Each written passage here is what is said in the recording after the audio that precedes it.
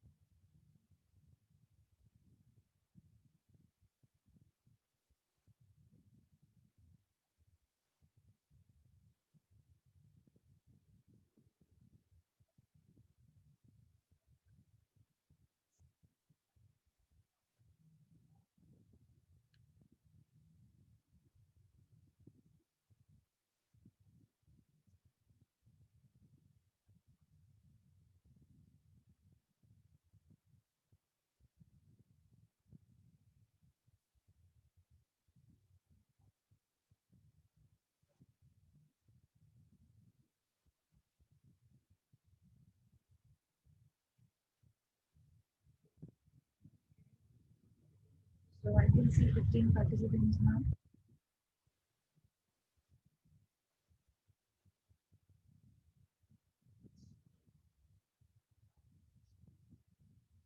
Can you all hear me now?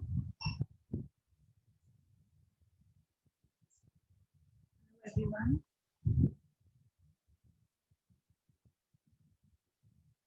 Can you all listen to me?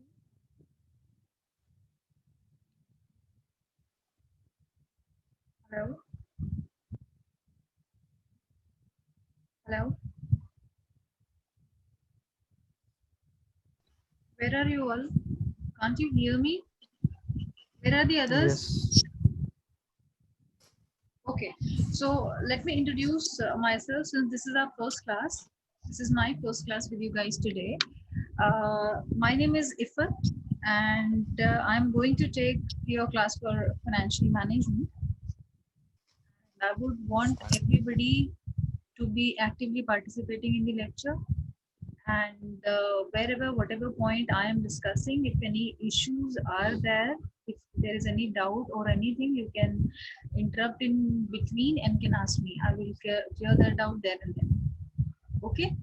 In any case, if anything still left out, then you can connect with me later on over the phone, over the WhatsApp, or whatever is convenient to you guys.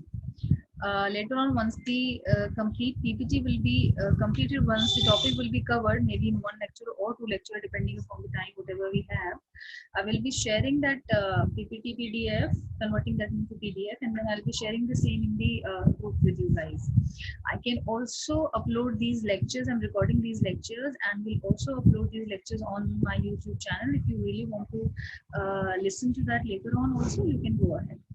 Or you can share with your friends also that same link. I mean, the link I will be sharing, but you can share that if they have missed or anybody is missing the lectures or something and they really want to attend it later on, they can go on that page and can connect with that.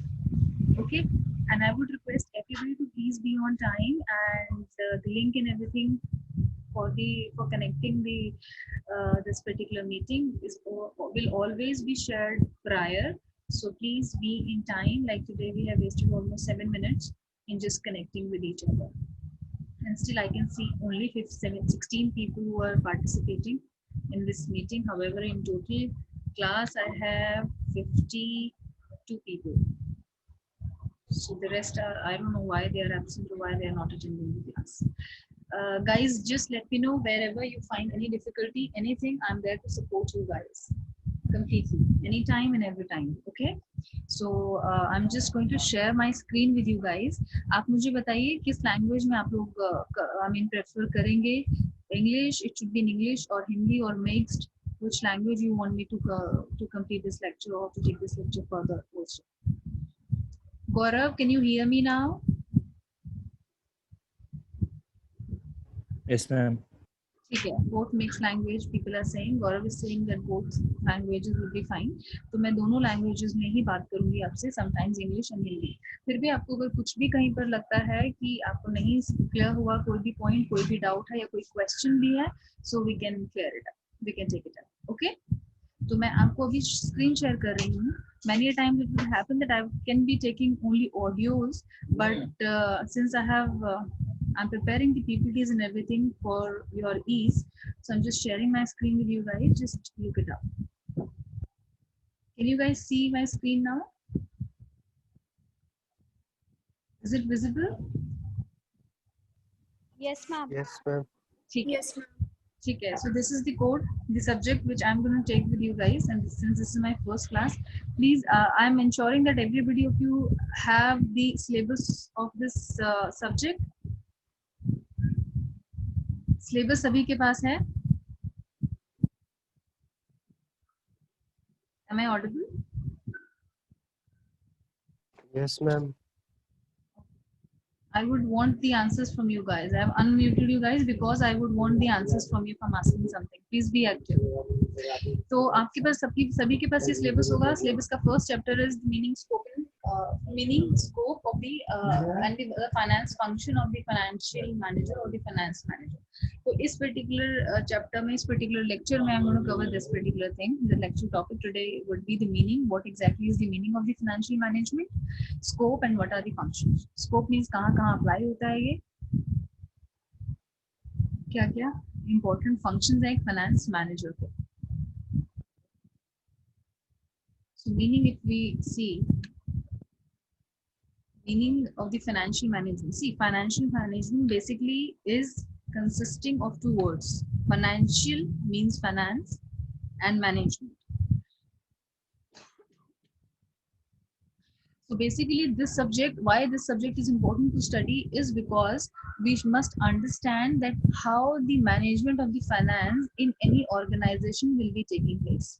what all are the activities which are related to finance, the financial activities of any enterprise or any organization, any company, and how we have to manage those funds. Finance means funds in financial management. Okay, so when I say what is the meaning of financial management, we have to manage the finance.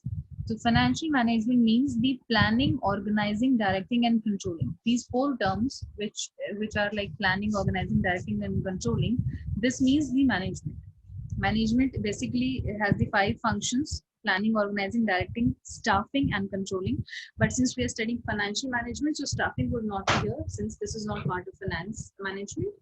So the management means the planning, how we have to plan, where we have to procure the funds from, organizing it, directing, and having a control on the financial activities. That becomes the management of the finance. That becomes the financial management. So it means the applying general management for the funds or the financial activities in any organization.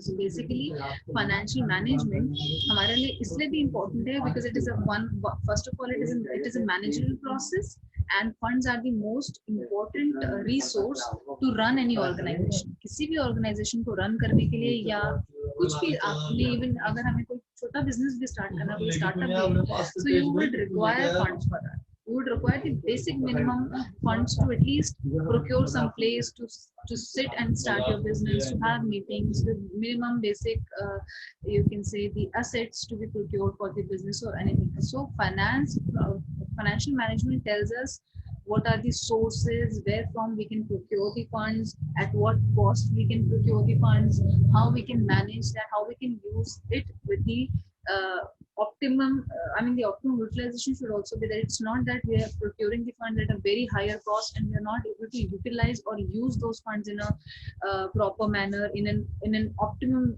manner. So then again, we will be at loss.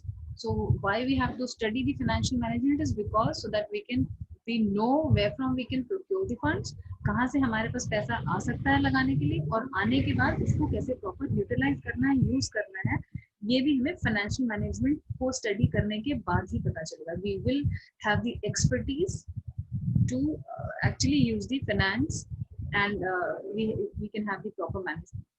So financial management is a managerial process which is concerned with the planning and control of financial resources in the initial stages or the initial years. पहले की अगर हम बात करें काफी पुराने time की, तो financial management was concerned only with the collection of the funds of the business.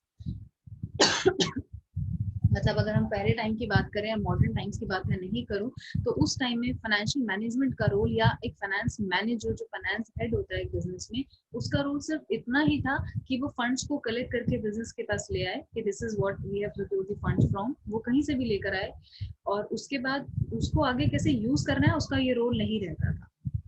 But according to the modern viewpoint, we slowly understood that yes, this is also important that financial manager should also be added in his role, that उसको ये भी देखना है कि वो funds तो आ गए, funds should be at the minimal cost, procurement cost जो हो वो funds का वो बिल्कुल कम हो. procurement cost से क्या मतलब है मेरा कि अगर कोई भी पर्सन आपको अपना पैसा देता है लगाने के लिए बिजनेस में, तो आपको उस पैसे को तो वापस करना ही है. एक तरीके से वो पैसा कंप्लीटली उधार पे हमने लिया हुआ है, क्रेडिट पर हमने लिया हुआ है, प्लस उस पैसे को प्रोक्योर करने का भी एक कॉस्ट होता है. हमें इंटरेस्ट उस पर पे करना पड़ सकता है, हमें उस पर डिविडेंड पे करना पड़ सकता है, कुछ भी हमें कुछ ना कुछ जरूर पे करना पड़ेगा.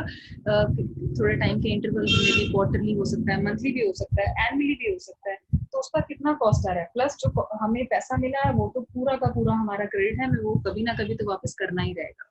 तो फाइनेंस मैनेजर का रोल और ब्रॉड करके ये भी कर दिया गया, तो जो हाईलाइटेड में आपको दिख रहा है अभी, not only collection of funds but also their proper utilization. Those all things also become the basic functions of the finance management or the financial manager.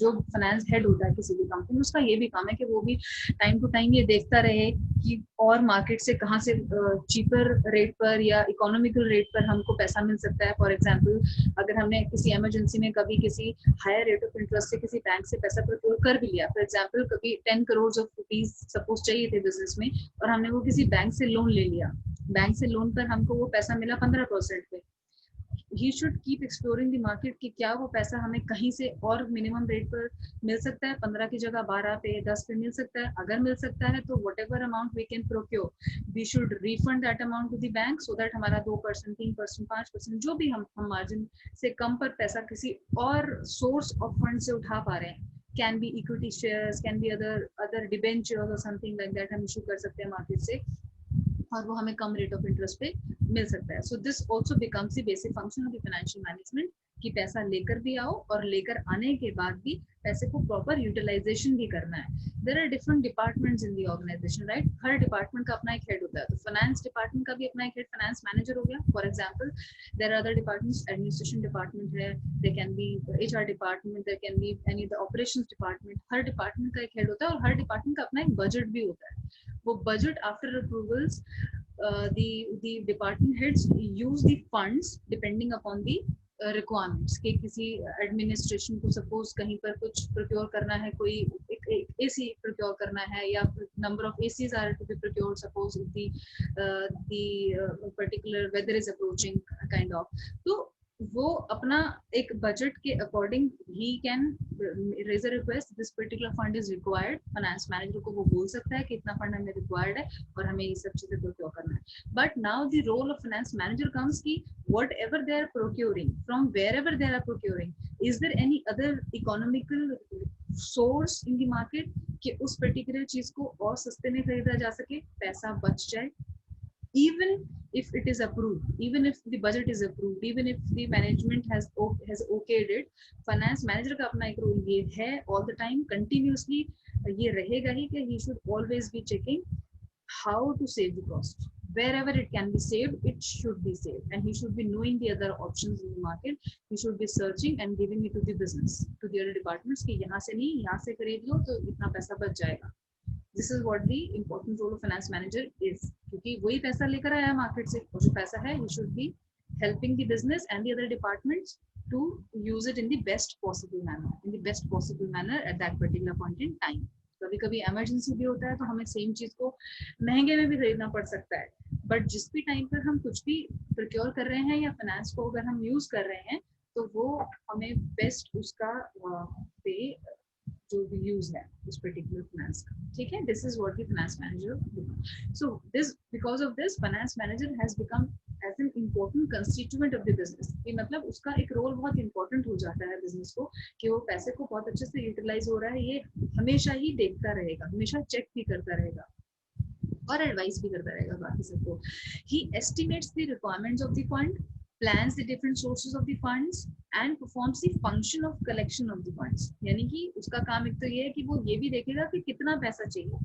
For example कितना पैसा चाहिए, मतलब अगर वो एक मंथ का प्लानिंग कर रहा है, सपोज किसी मंथ का सितंबर, अभी अगस्त month is going on, so he would obviously be working on सितंबर और अक्टूबर मंथ फाइनेंस रिक्वायरमेंट कि कितना पैसा चाहिए होगा. तो एक बिजनेस में कहाँ कहाँ पर पैसा चाहिए होता है तो सारे डिपार्टमेंट्स पता होंगे. सैलरीज है एम्प्लॉइज की, एडमिनिस्ट्रेशन के अपने खर्चे होते हैं, रूटीन के कुछ कुछ खर्चे रहते हैं, ऑपरेशंस के अपने कुछ खर्चे रहेंगे. तो वो सारी चीजों को मतलब कंसिडर करके कि कहाँ कहाँ पर रिक्वायरमेंट हो सकता है फंड का, कितना पैसा हमें चाहिए होगा, किस टाइम पर चाहिए होगा, वो अवेलेबल कराता है with different sources of funds. बहुत बार ऐसा होता है कि हमें अगर कोई बिजनेस हम स्टार्ट कर रहे हैं तो हमें उधार ही लेना पड़ेगा मार्केट से, या कुछ इन्वेस्टमेंट के लिए शेयर्स लेने पड़ेंगे या बैंक से लेना पड़ेगा.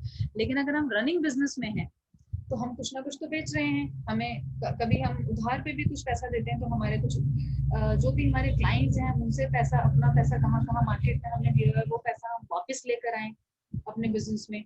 That is also one of the important function of the finance manager कि हमें इतना पैसा इस टाइम पर चाहिए. फॉर एग्जाम्पल अगर एक कंपनी रन कर रही है, उसमें 50 लोग काम करते हैं, 50 लोगों की सैलरी से एक मंथ में हम लोग को देना है what ever amount, x amount कुछ देना है, तो उसके पास उसको पता होगा कि सैलरी डिस्बर्स अगर फर्स्ट को होती है या 7th को होती है, वट एवर डेट होती है, तो उससे पहले वो एटलीस्ट उतना फंड सैलरीज के लिए प्रोक्योर करके रखेगा. ये एचआर डिपार्टमेंट का काम नहीं होगा, ये फाइनेंस का काम है to ensure the availability of the funds whenever it is required. और डिफरेंट सोर्सेज से लेकर आए, अगर अपना ही पैसा मार्केट में पड़ा तो वही वापस लेकर आ जाए. Got that point? So financial management क्या होता है? The systematic utilization and the procurement and the utilization of the funds by the finance manager is financial management. समझ आया आप लोगों को कि financial management क्या है? Hello everyone. Yes, ma'am. Can I get a yes from everybody of you? There are 27 people and I'm not listening anything from you guys. Okay, so nature becomes कि कौन क्या क्या नेचर होते हैं financial management के, financial management या finance manager के क्या क्या क्या कहाँ पे क्या क्या उसके फंक्शन एक तरीके से क्या क्या वो काम करता है. Estimates capital requirement. अब कैपिटल क्या होता है? कैपिटल होता है किसी भी ऑर्गेनाइजेशन को रन करने के लिए जो बिजनेस में फंड्स चाहिए होते हैं, वो कैपिटल कहाँ कहाँ पैसा क्या है, मतलब anticipation of the funds required for running a business. कोई भी बिजनेस हम कर रहे हैं तो उसके लिए जो पैसा लगता है, चाहे वो फिक्स्ड एसेट्स में लगा हो, चाहे वो रेंट हो, चाहे वो फर्नीचर हो जो बिजनेस में लगा हुआ है, चेयर टेबल्स वटेवर, या फिर कुछ पैसा कैश में भी रखने के लिए हमें चाहिए रूटीन वर्क के लिए, वो सारा कुछ जो चाहिए दैट इज कैपिटल. तो क्या क्या रिक्वायरमेंट्स हैं ये एंटिसिपेट करने में हेल्प करता है फाइनेंस मैनेजर. ठीक है, हमारे क्या एक्सपेंसेस है, क्या रेवेन्यूज है, बजट्स को मीट करने के लिए फाइनेंस के थ्रू वो हमारी हेल्प करता है. Decides capital structure. अब कैपिटल तो उसने डिसाइड कर लिया, कैपिटल का मतलब वो कि इतना पैसा चाहिए. अब इतना पैसा चाहिए तो वो कहाँ कहाँ से चाहिए, स्ट्रक्चर कैसे होगा. स्ट्रक्चर का मतलब ये डिसाइड करना कि कितना परसेंटेज हमें मे बी शेयर कैपिटल से लेना है, या कितना परसेंटेज हमको लोन लेना है, या कितना परसेंटेज हमारा खुद ही एक मतलब अगर कोई एक बिजनेसमैन है तो वो खुद ही अपना पैसा अगर लगाना चाहता है तो वो that also becomes the structure percentage wise कि हमने इतना इतना कैपिटल यहाँ से उठाना. ठीक है. Then sources of fund. अब सोर्सेज फर्दर हमने एक बार स्ट्रक्चर डिफाइन कर लिया, तो अब फर्दर उसको और बाइफरकेट करके हम सोचेंगे कि कहाँ कहाँ से हम ले सकते हैं. अगर हमारे पास शेयर कैपिटल से हमने सोचा है कि इतना पैसा इतना परसेंटेज लेना है, तो शेयर्स में कौन से शेयर्स हमें इशू करने चाहिए, हमें इक्विटी शेयर्स इशू करने चाहिए, प्रेफरेंस शेयर्स इशू करने चाहिए. There are types of shares also. या डिबेंचर्स लेने हैं, या वेंचर कैपिटल से करना, या मैं किसी और फाइनेंशियल इंस्टीट्यूशन के पास जाऊंगा या बैंक के पास जाऊंगा, ये फाइनेंस मैनेजर का काम है. वो ये कुछ सब कुछ सोचेगा while selecting the sources of fund कि कहाँ से पैसा आ सकता है. ठीक है. Selects investment pattern. अब investment pattern भी उसी का काम है. पैसा तो एक बार को उसने ले आया कि पैसा इतना आ गया, suppose 1 crore of the capital was required and he was able to procure 1 crore rupees from the market. different rate पर different sources से वो market से पैसा उठाकर लेकर आ गया, cheapest उसके हिसाब से, जो cheapest और best source था वो उसके हिसाब से लेकर आ गया. लेकिन आगे वो पैसा आएगा तो इन्वेस्टमेंट कहाँ करनी है, कहाँ पर पैसा लगाना है, कितना पैसा किस डिपार्टमेंट को एलोकेट करना है, कितना पैसा सपोज प्रॉफिट अगर हुआ है पिछले साल में तो उसमें से कितना पैसा हमने डिविडेंड देना है लोगों को. डिविडेंड मतलब शेयर होल्डर्स को कुछ पैसा दिया जाता है, जैसे एम्प्लॉइज को सैलरीज मिलती हैं, शेयर होल्डर्स को डिविडेंड मिलता है. तो कितना पैसा डिविडेंड में हमें बांटना है, कितना पैसा हमें अपने खर्चे के लिए कैश में रखना है, कितना पैसा हमें अपने बैंक में डिपॉजिट करवाना है. ठीक है. वो इन्वेस्टमेंट के पैटर्न क्या क्या होंगे ये भी फाइनेंस मैनेजर का इंपॉर्टेंट फंक्शन है. रेजिस शेयर होल्डर्स वैल्यू. अब शेयर होल्डर्स कौन होते हैं, जिन्होंने हमसे हमारे शेयर्स खरीदे हुए हैं और अपना पैसा हमारी कंपनी में लगाया हुआ है. फॉर एग्जांपल अगर मैं बात करूं रिलायंस की, रिलायंस इंडस्ट्रीज, मुकेश अंबानी, उनके जो शेयर्स की वैल्यू होती है because he always works on profit, he always focuses on profit and he works at a very higher level. मतलब वो पूरे ग्लोबल लेवल पर काम करने की सोचते हैं, और ग्लोबल लेवल पर अगर नहीं भी होता तो एटलीस्ट कंट्री लेवल पर तो काम करते हैं.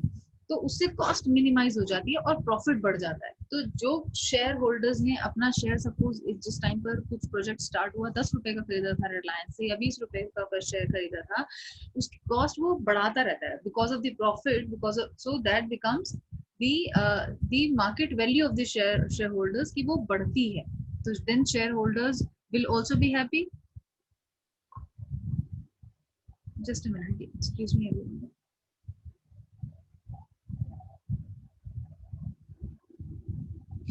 So this is what that shareholders value should also be increased so that वही शेयर होल्डर्स पैसा आपकी कंपनी में लगाने में भी इंटरेस्टेड हो. अगर उनको कुछ बेनिफिट होगा कि शेयर की वैल्यू बढ़ी है, या उनको डिविडेंड टाइम पर बहुत अच्छे से मिल रहे हैं, रिटर्न्स बहुत अच्छे से मिल रहे हैं उनको अपनी शेयर मनी पे, तो हर कोई आपके पास पैसा लगाना चाहेगा. आपके लिए ईज होगा, आपको जब पैसा चाहिए मार्केट पे आपने इशू कर दिया, एक ऑफर इशू कर दिया कि आप आकर इन्वेस्ट करो, और लोगों को पता है कि इनके पास तो प्रॉफिट्स अच्छे होते हैं, पैसे पर हमें रिटर्न अच्छा मिलेगा, वो रादर की अपना पैसा बैंक में रखे, वो आपके पास आकर लगा देंगे और आपको भी लिक्विडिटी मिलता रहेगा, जब आपको पैसा चाहिए तो आपको मिलेगा, ठीक है। तो शेयर होल्डर्स वैल्यू भी हमें रेज करना चाहिए। Management of cash, next becomes the management of cash. Cash को प्रॉपर मैनेजमेंट करना आना चाहिए। फंड्स का फ्लो कैश में बहुत ज्यादा होता है किसी भी बिजनेस में। एक कैशियर तो जरूर हमें बिठाना पड़ता है, ये चाहे छोटी सी ऑर्गेनाइजेशन भी है फाइनेंस में, तो कैशियर जरूर बिठाना पड़ता है। छोटी रूटीन एक्टिविटीज जो होती हैं वो, क्योंकि अभी तक हम कंप्लीटली डिजिटाइज्ड नहीं हुए हैं हमारी कंट्री में, तो at least the companies which are there in India, चाहे वो छोटे लेवल पे हो या बड़े लेवल पे हो, कैश का ट्रांजैक्शन थोड़ा बहुत अभी भी है ही। तो हमें मैनेजमेंट ऑफ कैश भी आना चाहिए। फाइनेंस मैनेजर्स वो सुपरवाइज करते हैं जो भी कैश की ट्रांजैक्शन हो रही है, प्लस उनकी प्रॉपर एंट्रीज हो रही हैं कि नहीं हो रही है अकाउंटिंग में। फिर हमारा जो भी बुक्स है, डेबिट क्रेडिट जो भी करना है, वो को भी इंश्योर करता है कैशियर ने एक तो प्रॉपर हैंडल करे, उसके बाद प्रॉपर एंट्रीज करे, और वो सब कुछ फाइनेंस मैनेजर को he has to check everything. And lastly applying financial controls. So financial control मतलब पैसे पे कंट्रोल भी उसने रखना है फाइनेंस मैनेजर ने। Controlling means that wastage is not there. Wastage of पैसा would not be there from any of the department. कोई भी कोई पर्सन किसी और भी डिपार्टमेंट का अगर हेड है,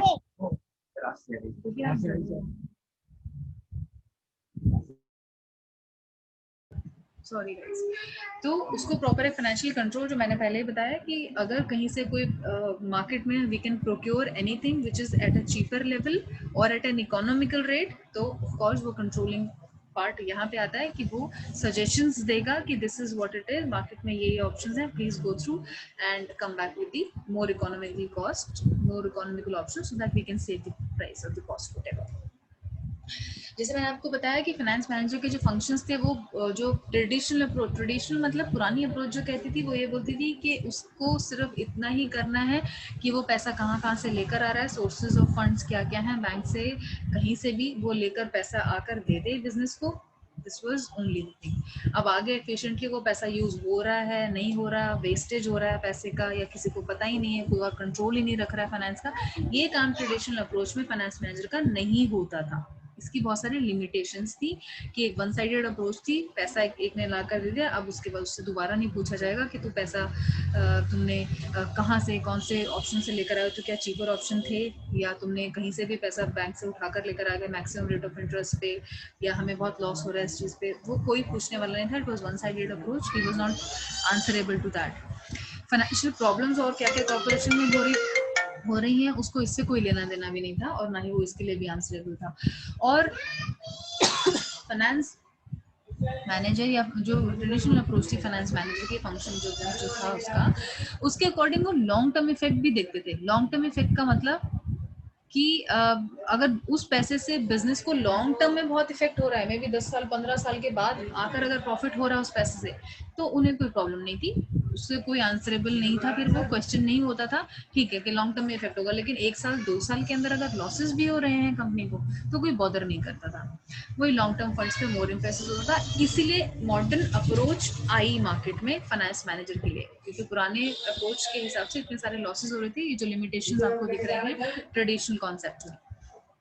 तो मॉडर्न अप्रोच ने उसका काम बढ़ा दिया। Modern approach has given him broaden his role as a finance manager, and उसको थोड़ा और एम्पावर किया कि वो बहुत सारे डिसीजंस भी लेगा, investment decisions, financing decisions, dividend decisions, ये सारे डिसीजंस मॉडर्न अप्रोच में आ गए फाइनेंस मैनेजर के फंक्शंस में, apart from procuring the funds, acquisition of the funds के कहाँ से फंड्स एक्वायर होंगे वो तो वो करेगा ही करेगा, प्लस उनका इफेक्टिव यूज हो रहा है बाद में, ये भी उसका रोल है। उसके बाद ये सारे डिसीजंस भी फाइनेंस मैनेजर लेगा आफ्टर एनालिसिस, प्रॉपर एनालिसिस करेगा, मार्केट स्टडी करेगा, और फिर वो ये सब चीजें देखेगा कि इन्वेस्टमेंट हमने जो पैसे लिए उसमें हम कहाँ कहाँ इन्वेस्ट करें, कितने का हमको क्या अपना एसेट खरीदना है, जो भी रियल टाइम एसेट्स जो कंपनी को रिक्वायर्ड हैं, शॉर्ट टर्म वाले कब खरीदने हैं, लॉन्ग टर्म वाले कब खरीदने हैं, ये सब कुछ उसने डिसाइड करना है।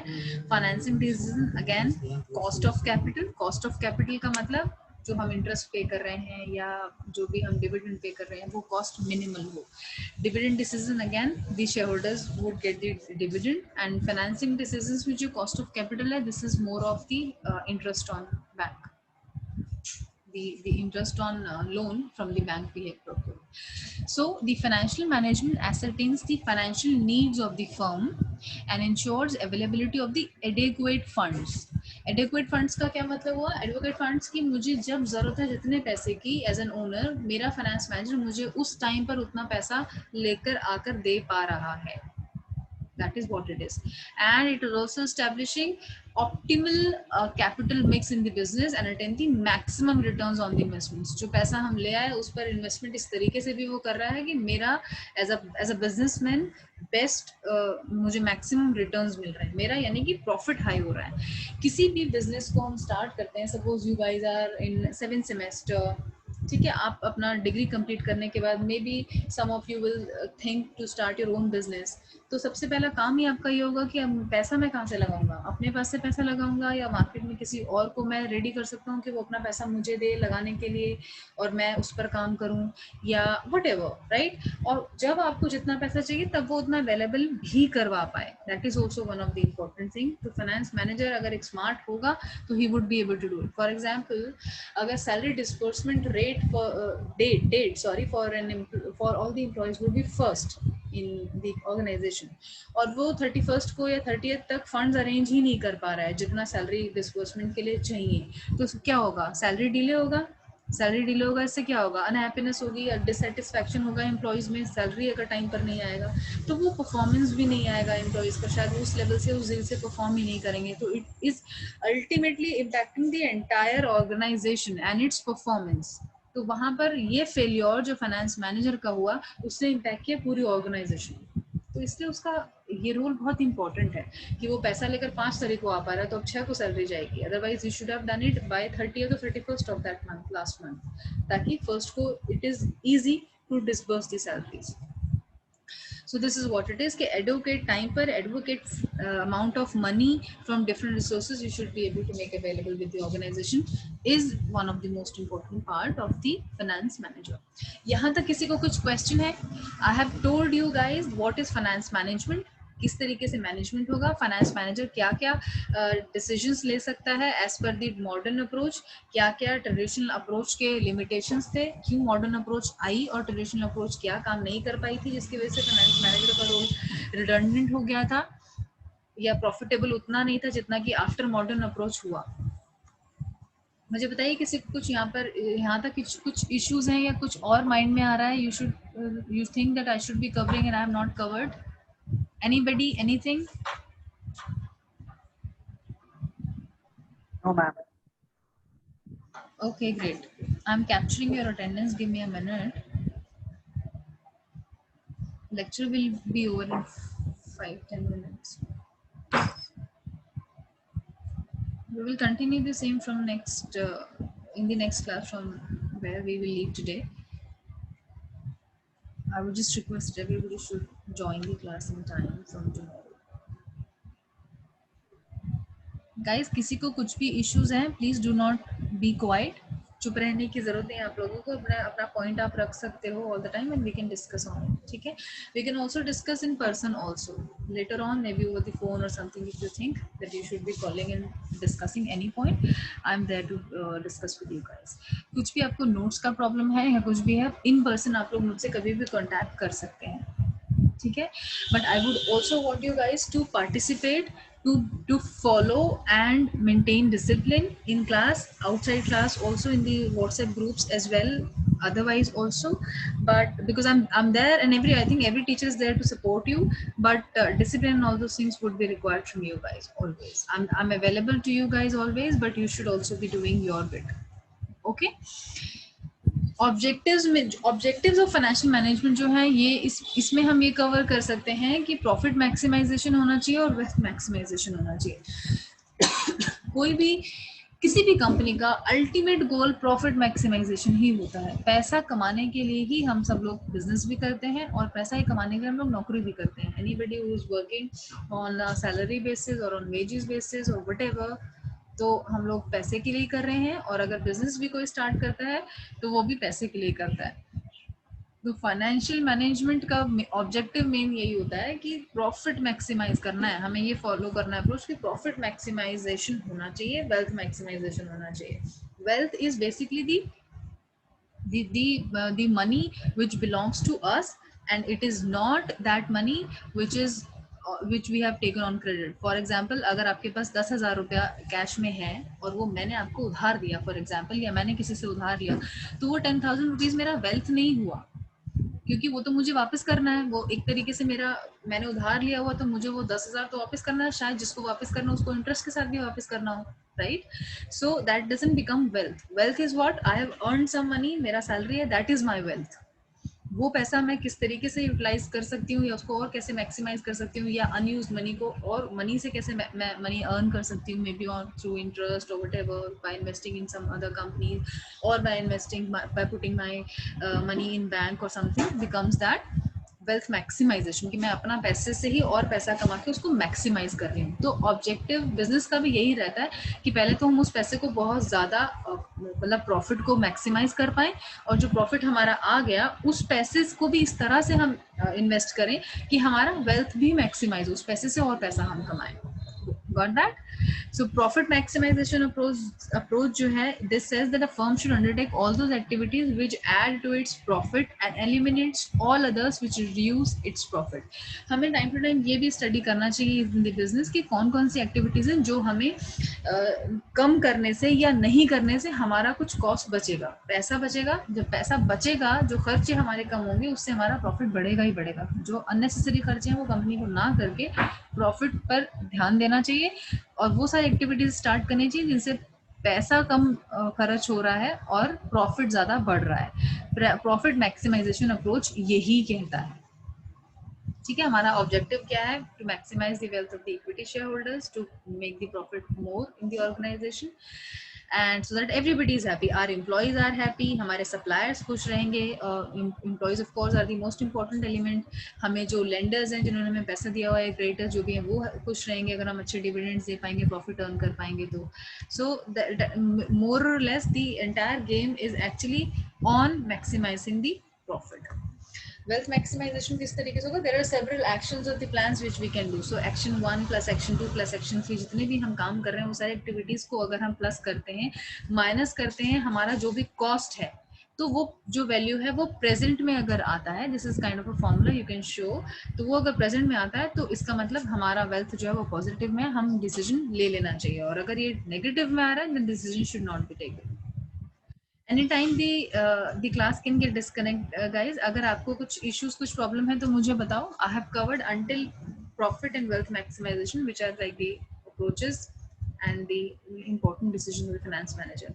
We will start from in the next class from tomorrow. We'll start from functions of management. I hope everything is clear to everyone.